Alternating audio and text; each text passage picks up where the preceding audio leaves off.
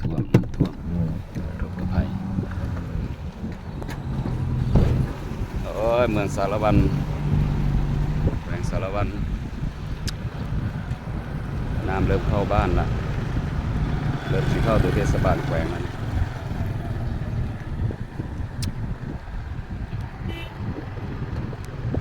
ฝนยังบ่เซาตกเลย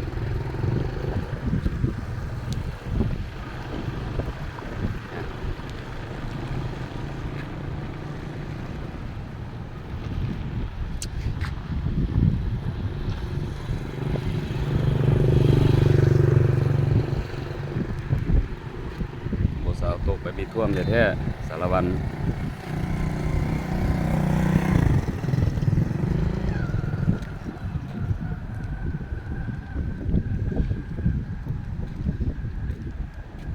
อ๋อโถ